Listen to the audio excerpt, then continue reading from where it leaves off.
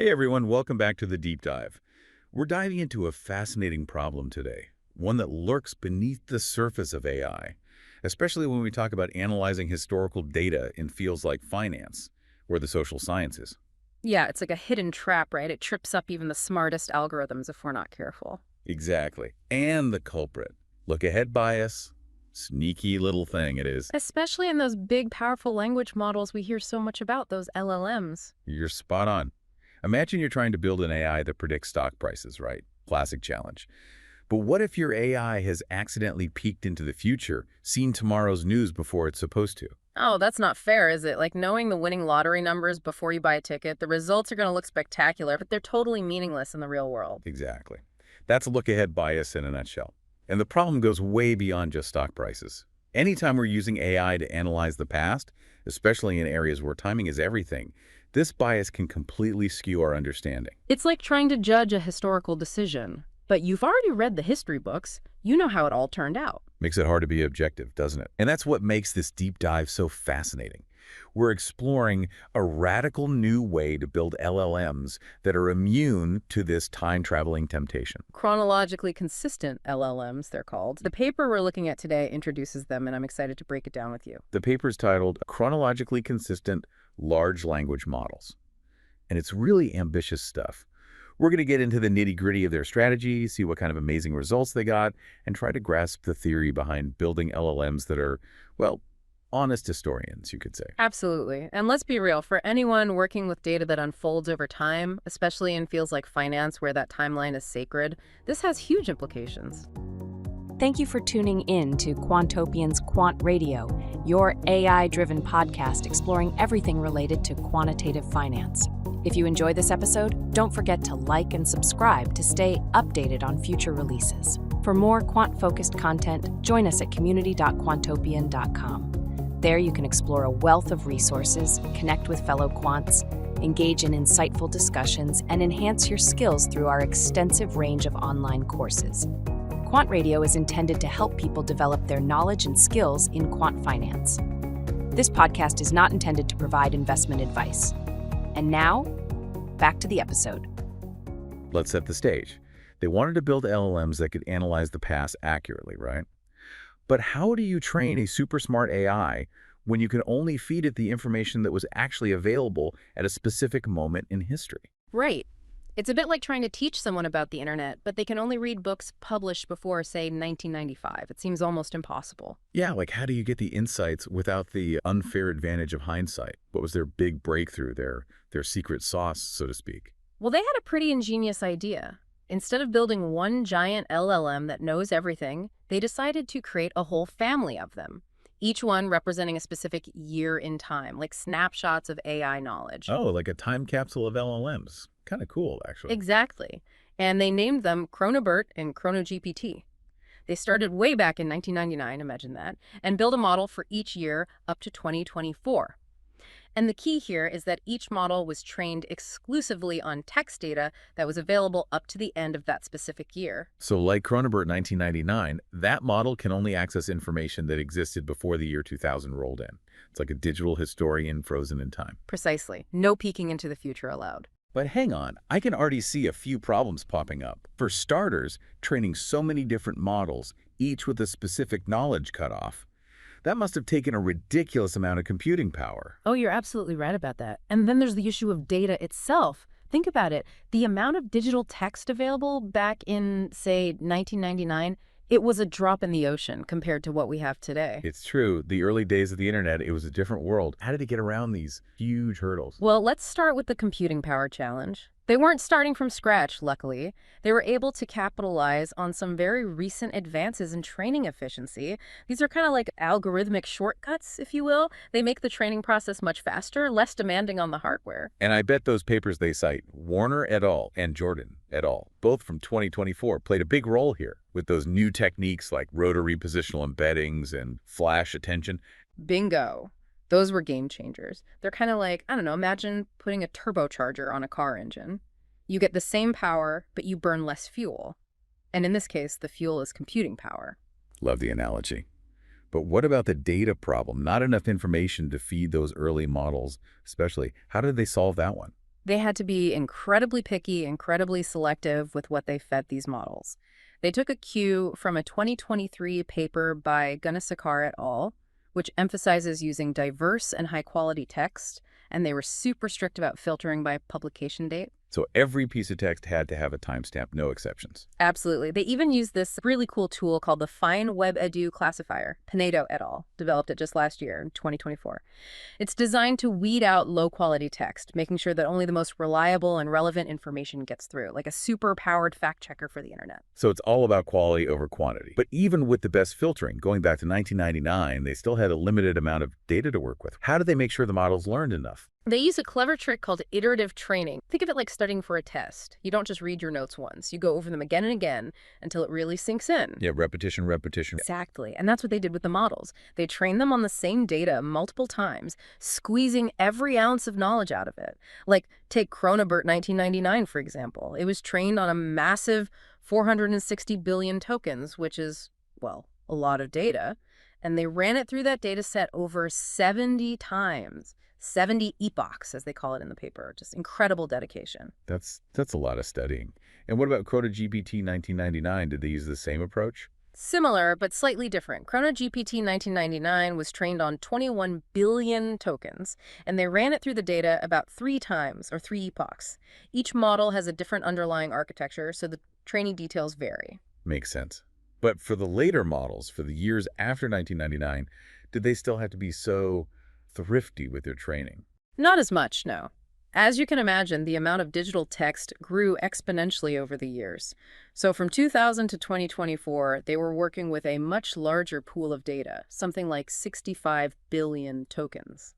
Okay, so after all that meticulous training, with all those restrictions and clever workarounds, the big question is, how did these models actually perform?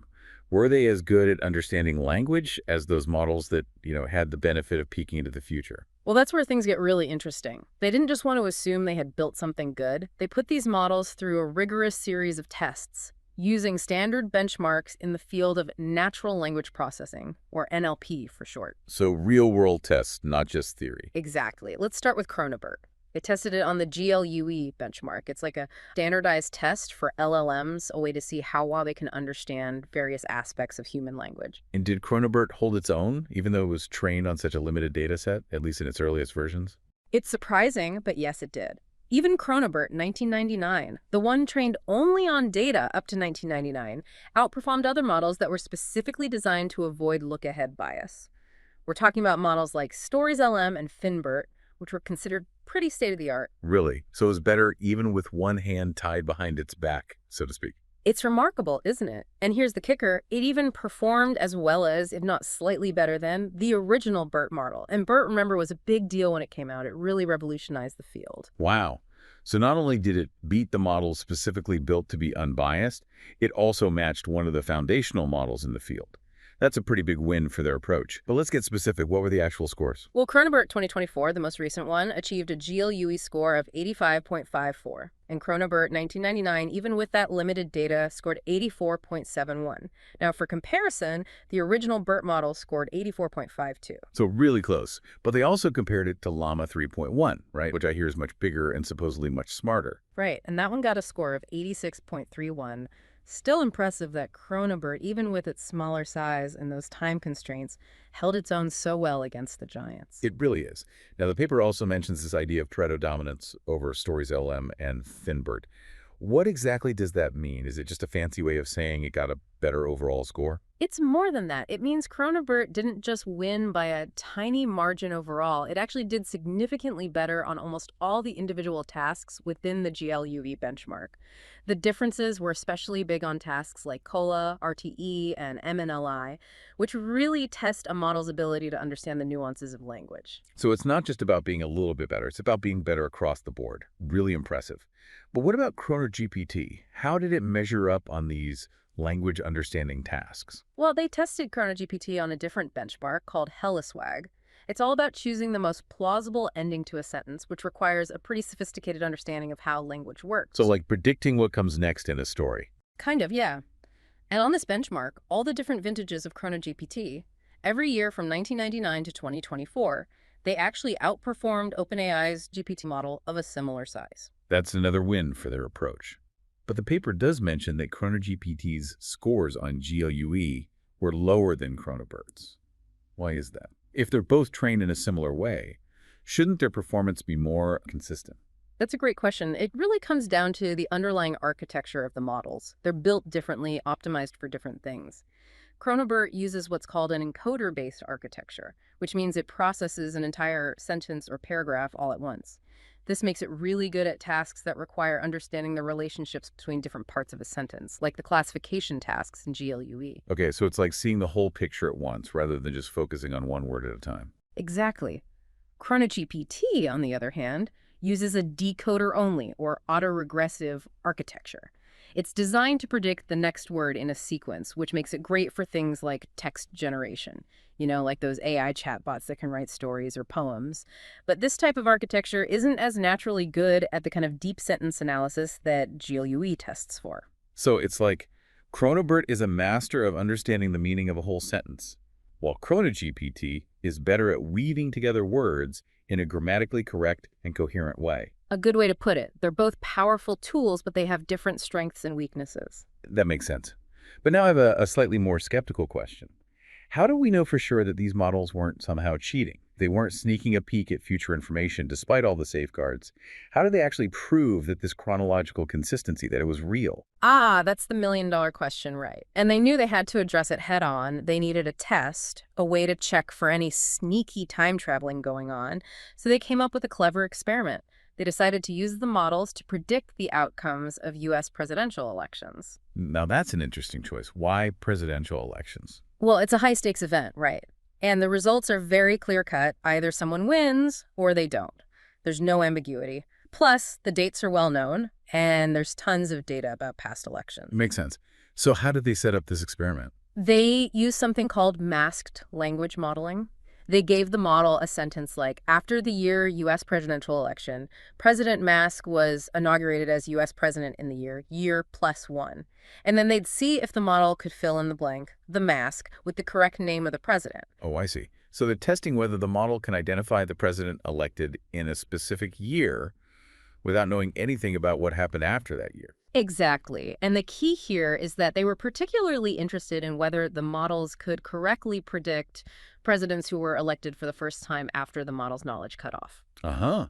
So if a model trained on data up to 2010 could correctly predict who won the 2012 election, that would be a big red flag, wouldn't it? It would mean it had somehow seen information from the future. Exactly right. So did ChronoBERT and ChronoGPT pass this test? Did they manage to resist the allure of future knowledge? Drum roll, please. For the most part, yes. They were remarkably good at identifying presidents elected before their respective cutoffs.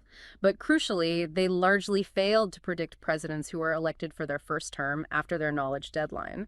This is strong evidence that they weren't peeking into the future. So they stayed in their lane, chronologically speaking. That's reassuring. But the paper does mention a curious exception, doesn't it? Something about ChronoBERT 2020. Right. It seems ChronoBERT 2020 predicted a second non-consecutive term for Trump after the 2024 election, which, as we know, did happen. The researchers think this might be because the model has a slight bias toward very recent or very prominent figures, even when those figures fall outside its knowledge window. Interesting. So even a chronologically consistent model can still have biases, just not the time-traveling kind. It's a good reminder that these are complex systems, not perfect oracles. Absolutely. But overall, the results of this election prediction experiment were very positive. They provide good evidence that their training method was successful in preventing look-ahead bias. That's a big relief. Now, beyond just testing these models on general language understanding, they also wanted to see how well they performed on a very specific real-world task, predicting stock returns based on financial news. Why was this application so important to them? Well, finance is a field where this whole idea of look-ahead bias can have really serious consequences. One of the fundamental theories in finance is the efficient market hypothesis, right? It says that stock prices reflect all available information at any given time. Right, the idea that you can't consistently beat the market because all the information is already baked into the prices. Precisely. But if you're using an AI model to predict stock prices and that model has accidentally seen information from the future, well, it throws the whole theory out the window. Yeah, you're not really testing market efficiency anymore. You're just seeing how well an AI can cheat, basically. Exactly. So to really understand whether these chronologically consistent models could be useful in finance, they needed to test them on a real-world prediction task. They focused on predicting next-day stock returns, which is a classic problem in quantitative finance. And for this experiment, they used data from the Dow Jones Newswire, headlines from 2007 to 2023. You got it. And here's how they did it. For each day in their data set, and for each stock, they collected all the relevant news headlines. Then they used their different language models, ChronoBERT, ChronoGPT, as well as some standard models like BERT, FinBERT, Stories LM, and even Llama 3.1 to turn these headlines into numerical representations, what we call embeddings. Embeddings. It sounds a bit like translating the meaning of the headlines into a language that the AI can understand. Is that right? You're exactly right. It's like converting the words into a mathematical code that captures the essence of their meaning. And the cool thing is, different models create different types of embeddings, each with its own strengths and weaknesses. So they basically created a bunch of different translations of the same news headlines using different language models. Exactly. Then they linked these news embeddings to the actual stock returns that occurred the next day. Remember, they were trying to predict one day ahead return. Right. But how do you go from, a bunch of numbers representing news headlines to actually predicting whether a stock is going to go up or down? That's where a statistical method called Fama-Macbeth regression comes in. It's a way to model the relationship between variables, in this case, the news embeddings and the subsequent stock returns. They use this method to essentially learn from the data to find patterns that connect the news to the market movements. So they're training another model, this time a statistical one, on top of the output from those language models. It's like a double-layered prediction system. You got it. But to make sure their results were really meaningful, they didn't just train the model on all the data and call it a day. They wanted to simulate what would happen if they were using the system in real time, right? So for each month in their data set, they made predictions using an average of the models trained on data from all the previous months. So no peeking into the future, just like with the LLMs themselves. Exactly. A true out-of-sample testing approach to make sure their results were as realistic as possible. Clever. So after all that, what did they find? Did those chronologically consistent models actually manage to predict stock returns? And how did they compare to those other more time-agnostic models? They looked at something called the Sharpe ratio, which is a measure of risk-adjusted returns. The higher the Sharpe ratio, the better a portfolio performs for the level of risk it takes. And the results were pretty interesting. The ChronoBERT real-time model, which used only historically available data, achieved a Sharpe ratio of 4.80. That sounds promising. What about ChronoGPT real-time? It scored a bit lower with a Sharpe ratio of 4.48. But remember, both of these were better than the scores for Stories LM, which was 3.42, FinBERT, which scored 3.86, and even the original BERT model, which got 4.18. Wow. So even though they were playing by stricter rules, they actually managed to outperform some of the heavy hitters in the field. That's really impressive. It is. And they even went a step further. They found that the outperformance of ChronoBERT and ChronoGPT compared to Stories, LM, and FinBERT was statistically significant, meaning it wasn't just random luck, it was a real measurable difference in predictive power. That's a big deal, especially when you're talking about something as sensitive as financial predictions. But I'm curious, how did they stack up against the big guy, Llama 3.1? That model scored a 4.90, if I remember correctly. This is where it gets a little nuanced. In this particular application, the difference in Sharpe ratios between ChronoBERT and Llama 3.1 wasn't statistically significant. Really? So for this specific task, having access to all that extra data, to information from the future, didn't actually give Llama 3.1 a meaningful edge. It seems that way, yes. This suggests that for predicting next-day returns from news, the key might be understanding the immediate impact of news events, rather than just having the absolute latest data. And it seems that a well-trained, chronologically consistent model can do that pretty darn well. That's fascinating. It really highlights that sometimes quality of understanding trumps quantity of data, especially when timing is everything. And I noticed the paper also points out the consistent performance across all the vintages of ChronoBERT and ChronoGPT in this experiment. What does that tell us? Take a look at Figure 3 in the paper. It really drives the point home. You'll see that the Sharpe ratios for portfolios built using predictions from ChronoBERT and ChronoGPT models trained on data up to different years, all the way from 1999 to 2024, They're remarkably stable. So it's not like the more recent models are dramatically better just because they have more data to work with. Precisely. This really strengthens the idea that being able to process and understand financial news in a way that respects the flow of time, that's the fundamental driver of predictive power. And the exact cutoff year, once you have a well-trained, leak-proof model, it doesn't seem to matter that much. Okay, so we've covered a lot of ground here, but if we had to boil it down, what are the main takeaways? What are the big theoretical contributions of this research? I'd say there are three major points to remember. First, this research gives us a clear roadmap for building LLMs that are chronologically consistent. And that's crucial for ensuring the integrity of research, especially in fields like finance, where the timing of information is everything. So it's not just about building smarter AI, it's about building AI that we can trust, AI that plays by the rules of time. Exactly. And second, they've shown quite convincingly that you can achieve strong language understanding without relying on future data. ChronoBERT's performance on those standard benchmarks, it speaks for itself. Right. It's proof that you don't need to cheat to win. Exactly. And finally, by applying these models to asset pricing, they've given us a way to actually measure look-ahead bias in a real-world setting. And their findings suggest that this bias might be more nuanced, more context-dependent than we previously thought. Which opens up a whole new set of questions to explore, right? Fascinating stuff. And one thing I think is important to highlight, look-ahead bias isn't a one-size-fits-all problem. Its impact can vary depending on the specific model you're using and the task you're trying to accomplish. Absolutely. Even if a chronologically consistent model performs slightly worse on a general language understanding task, the downstream predictive model, the one that's built on top of the LLM, can often adapt and compensate for those small differences. So it's like, even if a model doesn't know absolutely everything, it can still be incredibly useful as long as it understands the information in the right context. Exactly. And that's an important point because it means that prioritizing chronological consistency doesn't necessarily mean sacrificing accuracy in the real world. So the bottom line is, ChronoBERT and ChronoGPT give us a really promising framework for tackling this issue of training leakage. And that leads to more reliable backtests, more trustworthy predictions, especially in fields like finance where the stakes are so high. Couldn't have said it better myself. And the fact that these models are publicly available, it's a huge win for transparency and collaboration. It means anyone can explore them, build on this research, and push the boundaries of what's possible with AI. Absolutely. And for anyone listening who's interested, you can find both ChronoBERT and ChronoGPT on the Hugging Face platform. So go check them out. And with that, thanks for joining us for another deep dive. Until next time. We'll see you then.